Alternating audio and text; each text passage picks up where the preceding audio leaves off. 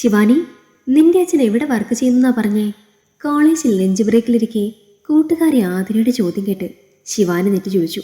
അച്ഛൻ city grand ഹോട്ടലിൽ. എന്തേ ഇപ്പൊ പെട്ടെന്ന് അച്ഛനെ പറ്റിയൊരു ചോദ്യം? ഏയ് ചുമ്മാ. അവിടെ എന്ത് ജോലി നിന്റെ അച്ഛന്? ആതിര വീണ്ടും ചോദിക്കുമ്പോൾ സംശയത്തോടെ പതിയെ അവൾക്ക് നേരെ തിരിഞ്ഞു ശിവാനി. അവിടെ അഡ്മിനിസ്ട്രേറ്റീവ് അസിസ്റ്റന്റ് ആണ്. എന്താടി, എന്താ കാര്യം? നീ എവിടെങ്ങാനും പോയപ്പോൾ അച്ഛനെ കണ്ടോ? ഉവ്, കണ്ടു. ഇന്നലെ ഞങ്ങളുടെ ഒരു ഫാമിലി ഫംഗ്ഷൻ അവിടെ വെച്ചുണ്ടായിരുന്നു. ചെന്നപ്പോൾ നിന്റെ അച്ഛൻ പാർക്കിംഗ് ഏരിയയിൽ യൂണിഫോം ഒക്കെ ഇട്ട് നിന്ന് അഡ്മിനിസ്ട്രേഷൻ ചെയ്യുന്നത് കണ്ട്. ഉള്ളത് പറയാലോ, ആള് ജോലിയിൽ പക്ക പെർഫെക്റ്റ് ആണെന്നാണ് എൻ്റെ അച്ഛൻ പറഞ്ഞത്. തിരക്കായത് കൊണ്ട് ഞങ്ങളുടെ കാറ് പാർക്ക് ചെയ്യാൻ സഹായിച്ചത് നിന്റെ അച്ഛനാണ്. അതിന് ടിപ്പ് 500 രൂപയും കൊടുത്തിട്ടുണ്ട്. മറുപടിക്കൊപ്പം ആതിര പൊട്ടിച്ചിരിക്കുകയായിരുന്നു. അത് കേട്ടിട്ട് ഒപ്പമുണ്ടായിരുന്ന കൂട്ടുകാരും ചിരിക്കവേ ഒന്നും മനസ്സിലാക്കാതെ ആതിരത്തിനെ നോക്കിയിരുന്നു ശിവാനി.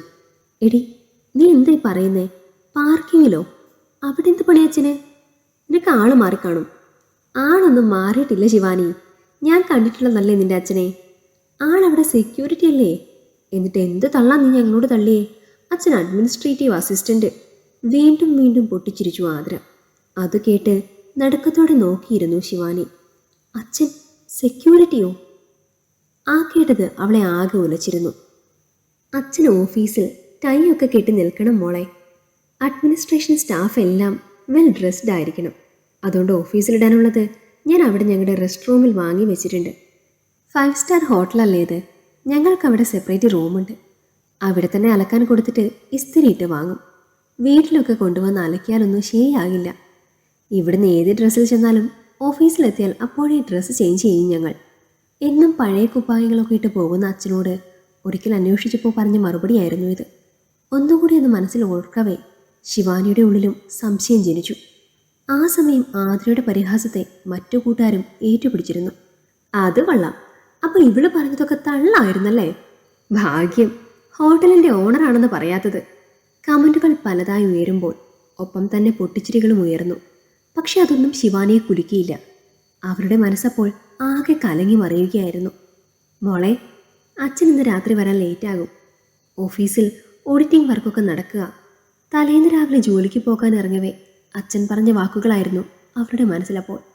ആതിര പറഞ്ഞ ഭക്ഷണം ഉള്ളതുകൊണ്ടാകുമോ അച്ഛൻ വരാൻ ലേറ്റായേക്കുമെന്ന് പറഞ്ഞത്? മനസ്സിലൂടെ അനേകം ചിന്തകൾ വന്നു പോകവേ പെട്ടെന്ന് ബാഗുമെടുത്ത് ക്ലാസ് മുറിക്ക് പുറത്തേക്ക് നടന്നു അവൾ. ശിവ, നീ എവിടെ പോവുക? ദി ഫീലായോ ഞങ്ങൾ പറഞ്ഞത്? കളിയാക്കിയെങ്കിലും ശിവാനിയുടെ ഭാവമാറ്റവും പെട്ടെന്നുള്ള ആ ഇറങ്ങിപ്പോക്കും ആതിരയും വിഷമിപ്പിച്ചു. എന്നാൽ അതൊന്നും വകവയ്ക്കാതെ ശിവാനി പുറത്തേക്ക് പോയി. ക്ലാസ്സിന് പുറത്തേക്കിറങ്ങിയ അവൾ നേരെ പോയത് പാർക്കിംഗ് ഏരിയയിലെ തൻ്റെ സ്കൂട്ടിക്കരികിലേക്കാണ്. എഞ്ചിനീയറിംഗിന് ചേർന്നപ്പോൾ അച്ഛൻ അവൾക്കായി വാങ്ങിക്കൊടുത്ത സമ്മാനം. സ്കൂട്ടി സ്റ്റാർട്ട് ചെയ്ത് വേഗത്തിൽ പാഞ്ഞു അവൾ. ലക്ഷ്യം സിറ്റി ഗ്രാൻഡ് ഹോട്ടൽ തന്നെയായിരുന്നു.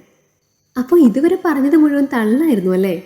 ഭാഗ്യം ഹോട്ടൽ ഓണറാണെന്നൊന്നും പറയാതിരുന്നത്. കൂട്ടുകാരുടെ ആ പരിഹാസ വാക്കുകൾ അവൾക്ക് വലിയ അപമാനമുണ്ടാക്കി. ഒരുപക്ഷെ സെക്യൂരിറ്റി ജോലി ആയതിനാലാകണം പലപ്പോഴും ആഗ്രഹം പറഞ്ഞിട്ടും ഇതുവരെയും തങ്ങളെ അച്ഛൻ ഹോട്ടലിലേക്ക് കൊണ്ടുപോകാത്തത്. ചിന്തകൾ പലതായി അവളെ കൂടുതൽ അസ്വസ്ഥയാക്കി. അകലെ നിന്ന് തന്നെ സിറ്റി ഗ്രാൻഡ് ഹോട്ടലിൻ്റെ വലിയ ബോർഡ് കാണവേ സ്കൂട്ടിയുടെ വേഗത കുറച്ചു ശിവാനി. ശേഷം ഹോട്ടലിനരികിൽ റോഡിൽ തന്നെ വണ്ടി പാർക്ക് ചെയ്തു. പതിയെ ഗേറ്റിനരികിലേക്ക് നടക്കുമ്പോൾ ചെറിയൊരു നെഞ്ചിടിപ്പ് തോന്നിയിരുന്നു അവൾക്ക്. ഭഗവാനെ, ആതിരയ്ക്ക് ആള് മാറിയതാകണേ. ഉള്ളിലെ പ്രാർത്ഥനയായിരുന്നു. ഫാമിലി റെസ്റ്റോറൻറ്റ് കൂടി ഉള്ളതിനാൽ ഗേറ്റിന് മുൻവശം എത്തുമ്പോൾ തന്നെ ചെറിയ തിരക്കുണ്ടായിരുന്നു. അവിടെ ചുറ്റുമൊന്ന് കണ്ണോടിക്കുമ്പോൾ ശിവാനിയുടെ നെഞ്ചിടിപ്പേറി. പെട്ടെന്ന് അവൾ ആ നടുക്കുന്ന കാഴ്ച കണ്ടു. അല്പം മുൻപ് പ്രാർത്ഥിച്ചതിന് ഫലമുണ്ടായില്ല. ആതിരയ്ക്ക് തെറ്റും പറ്റിയിട്ടില്ല. ഹോട്ടലിൽ വന്ന ഗസ്റ്റുകളുടെ വാഹനങ്ങൾ പാർക്ക് ചെയ്യാനുള്ള സഹായങ്ങളൊക്കെ ചെയ്ത് സെക്യൂരിറ്റി യൂണിഫോമിൽ കർമ്മനിരതനായി നിൽക്കുന്ന അച്ഛനെയാണ് അവൾ അവിടെ കണ്ടത്. ഉള്ളിലൊരു നടുക്കത്തോടെ ആ കാഴ്ച നോക്കി നിന്നു ശിവാനി. അപ്പോൾ ഇത്രയും നാളും എന്നോട് പറഞ്ഞതൊക്കെ കള്ളമായിരുന്നോ? അവരുടെ ഉള്ളിൽ വല്ലാത്ത വീർപ്പുമുട്ടൽ അനുഭവപ്പെട്ടു. ഒരു വെയിലിൽ അച്ഛൻ നെട്ടോട്ടം ഓടുകയാണ്. ആ കാഴ്ച കണ്ടു നിൽക്കാൻ കഴിഞ്ഞില്ല അവൾക്ക്. മാത്രമല്ല അച്ഛൻ്റെ മുന്നിലേക്ക് പോകാൻ മടിച്ചു ശിവാനി. വേഗത്തിൽ പിന്നിലേക്ക് മാറി മതിലിന് സൈഡിൽ ഒളിച്ചു. ഒരു തവണ ഹാർട്ട് അറ്റാക്ക് വന്നിട്ടുള്ളത് കൊണ്ട് അധികം ആയാസപ്പെട്ട ജോലികൾ ചെയ്യരുതെന്ന് ഡോക്ടർ അച്ഛനോട് പറഞ്ഞതാണ്. എന്നിട്ടും വെയിലും മഴയും കൊണ്ട് ഇങ്ങനെ സെക്യൂരിറ്റി ജോലി നോക്കിയായിരുന്നോ ഇത്രയും നാള് തൻ്റെ ആവശ്യങ്ങൾ നടത്തി തന്നിരുന്നത്? ഉള്ളിൽ വല്ലാത്ത കുറ്റബോധത്താൽ അവരുടെ മിഴികളിൽ നനവ് പടർന്നിരുന്നു. വേഗത്തിൽ തന്നെ അവൾ തൻ്റെ സ്കൂട്ടിക്കരികിലേക്ക് പോയി. ആ വണ്ടിയിലേക്ക് കയറുമ്പോൾ ചില ഓർമ്മകൾ വീണ്ടും അവളെ വേട്ടയാടി.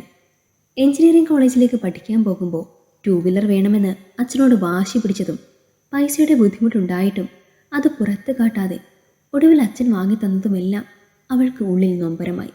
വേഗത്തിൽ സ്കൂട്ടി സ്റ്റാർട്ട് ചെയ്ത് കോളേജിലേക്ക് തന്നെ പോയി ശിവാനി. കൂട്ടുകാർ പറഞ്ഞത് സത്യമായിരുന്നു. പലപ്പോഴും അച്ഛൻ പ്രശസ്തമായ സിറ്റി ഗ്രാൻഡ് ഹോട്ടലിലെ ഓഫീസ് സ്റ്റാഫാണെന്ന് പറഞ്ഞ് താൻ അഭിമാനം കൊണ്ടിരുന്നു. എല്ലാം ഒറ്റ നിമിഷത്തിൽ തകർന്നു. കോളേജിലെത്തി അവൾ നേരെ ക്ലാസ് മുറിയിലേക്കാണ് പോയത്. ആദ്രയും മറ്റ് സുഹൃത്തുക്കളും അവിടെ ഉണ്ടായിരുന്നു. ശിവാനിയെ കണ്ടപാടെ ചാടി എഴുന്നേറ്റു ആദ്ര. ശിവ, നീ എവിടെ പോയതാ? എത്ര വട്ടം ഫോണിൽ വിളിച്ചു ഞാൻ പറഞ്ഞത് നിനക്ക് വിഷമമായെങ്കിൽ സോറി ഡി. ആ മാപ്പ് പറച്ചിൽ കേട്ടിട്ട് ഒന്ന് പുഞ്ചിരിച്ചു ശിവാനി. തെറ്റുപറ്റിയത് എനിക്കാണ്. എൻ്റെ അച്ഛൻ്റെ ജോലി പറഞ്ഞിട്ട് ഞാൻ പലപ്പോഴും വീമ്പ് കാട്ടിയിരുന്നു നിങ്ങളുടെ മുന്നിൽ. സത്യത്തിൽ ഞാനും അങ്ങനെയാണ് കരുതിയിരുന്നത്. പക്ഷേ ഇന്നിപ്പോൾ ഹോട്ടലിൽ പോയി നോക്കിയപ്പോൾ ആണ് സത്യാവസ്ഥ ഞാനും അറിഞ്ഞത്. ആദ്ര പറഞ്ഞത് ശരിയാണ്. എൻ്റെ അച്ഛൻ സിറ്റി ഗ്രാൻഡ് ഹോട്ടലിൽ സെക്യൂരിറ്റിയാണ്. ആ വാക്കുകൾ കേട്ട് കൂട്ടുകാർ പരസ്പരം നോക്കി. ശിവാനി, നീ ഇത് സീരിയസ് ആയി എടുത്തോ? ഞങ്ങൾ ചുമ്മാ തമാശയ്ക്ക് കളിയാക്കിയതാണ്. നിനക്കത് വിഷമമായോ? അതിൽ വിഷമിക്കേണ്ട. നിങ്ങൾ പറഞ്ഞതിൽ എനിക്ക് വിഷമമൊന്നുമില്ല. പകരം എൻ്റെ ഉള്ളു നിറച്ചും കുറ്റബോധം മാത്രമാണ്. എൻ്റെ അച്ഛൻ ഇത്രയും കഷ്ടപ്പെട്ടാണ് എൻ്റെ ഓരോ കാര്യങ്ങളും നടത്തിയിരുന്നത് എന്നറിയാതെ ഞാൻ ഒരുപാട് അഹങ്കരിച്ചു. പാവം, സെക്യൂരിറ്റി ജോലിയാണെന്ന് ഞാൻ അറിഞ്ഞ ചിലപ്പോൾ നാണക്കേടാണെന്ന് പറഞ്ഞ് വഴക്കാക്കുമെന്ന് പേടിച്ചിട്ടാകും എന്നോട് കള്ളം പറഞ്ഞത്. അത് പറയുമ്പോൾ ശിവാനിയുടെ മിഴികളിൽ നീര് തെളിഞ്ഞിരുന്നു. അച്ഛൻ മുന്നേ ഗൾഫിലായിരുന്നു. നാട്ടിൽ വന്നിട്ട് ഇപ്പോൾ 2 വർഷങ്ങളാകുന്നു. ഞങ്ങളുടെ കാര്യങ്ങളിലൊന്നും അച്ഛൻ ഒരു കുറവും വരുത്തിയിരുന്നില്ല. അതുകൊണ്ട് തന്നെ പൊതുവെ ഇച്ചിരി സ്റ്റേറ്റസും ആഡംബരവുമൊക്കെ കാട്ടിയാ ഞാൻ നടന്നിരുന്നതും. അങ്ങനെയുള്ളപ്പോൾ അച്ഛൻ സെക്യൂരിറ്റി ആണെന്നറിഞ്ഞാൽ എനിക്കത് വിഷമമാകുമെന്ന് പാവം ചിന്തിച്ചു കാണും. ഉള്ളിലെ വിഷമങ്ങൾ മറയില്ലാതെ തുറന്നു പറഞ്ഞു ശിവാനി. എടോ പോട്ടെടോ, എന്തു തന്നെയായാലും എത്ര കഷ്ടപ്പെട്ടായാലും അച്ഛൻ നിന്നെ പൊന്നുപോലെ നോക്കുമല്ലേ, അതുതന്നെ വലിയ കാര്യം. അവളെ ആശ്വസിപ്പിക്കുമ്പോൾ താൻ കാരണം ശിവാനിക്ക് ഇങ്ങനൊരു വിഷമം ഉണ്ടായെന്ന ചിന്ത ആദ്രയും ഉലച്ചിരുന്നു. എനിക്ക് വിഷമമൊന്നുമില്ല. ഇന്ന് രാത്രി അച്ഛനോട് ഞാൻ എല്ലാം ചോദിക്കും. എന്നിട്ട് മാപ്പ് പറയണം. നാളെ മുതൽ രാവിലെ എൻ്റെ അച്ഛനെ ഞാൻ തന്നെ ജോലിക്ക് കൊണ്ടാക്കും. അച്ഛൻ കഷ്ടപ്പെട്ടാണ് എന്നെ വളർത്തി നല്ലൊരു നിലയിലാക്കാൻ ശ്രമിക്കുന്നത് എന്ന സത്യം ഇന്നു മുതൽ ഞാൻ മനസ്സിലാക്കുന്നു. അതുകൊണ്ട് തന്നെ ഇനി ഞാൻ എൻ്റെ അച്ഛൻ്റെ ബുദ്ധിമുട്ടുകൾ അറിഞ്ഞ് അച്ഛൻ്റെ പ്രതീക്ഷകൾക്കൊപ്പം തന്നെ പ്രവർത്തിക്കും, അതുറപ്പ്. ശിവാനിയുടെ വാക്കുകൾ ഉറച്ചതായിരുന്നു. ഒപ്പം ആദ്രയോട് നന്ദി പറയാനും മറന്നില്ല അവൾ. ആദ്ര, നീ എന്നെ കളിയാക്കുവാൻ പറഞ്ഞതാണെങ്കിലും എൻ്റെ അച്ഛൻ്റെ കഷ്ടപ്പാടുകൾ മനസ്സിലാക്കാൻ എന്നെ സഹായിച്ചത് നിന്റെ പരിഹാസ വാക്കുകളാണ്. അതിന് ഒരുപാട് നന്ദിയുണ്ട്. ഉള്ളിൽ തട്ടിയുള്ള വാക്കുകളായിരുന്നു അത്. ആ വാക്കുകൾ കേട്ടതോടെ ആദ്രയ്ക്കും ഉള്ളിൽ തോന്നിയ കുറ്റബോധത്തിന് അല്പ ആശ്വാസം കിട്ടി. മകളെ ഒരു നല്ല നിലയിൽ എത്തിക്കാൻ സ്വന്തം ആരോഗ്യം പോലും നോക്കാതെ കഷ്ടപ്പെടുന്ന എല്ലാ അച്ഛനമ്മമാർക്ക് സമർപ്പിക്കുന്നു. ശിവാനിയെപ്പോലെ കാര്യങ്ങൾ മനസ്സിലാക്കി പെരുമാറുവാൻ കാര്യപ്രാപ്തിയുള്ള മക്കൾ കൂടിയാണെങ്കിൽ ആ അച്ഛനും അഭിമാനിക്കാം. ഈ കഥ നിങ്ങൾക്കിഷ്ടമായെങ്കിൽ ലൈക്ക് ചെയ്യൂ.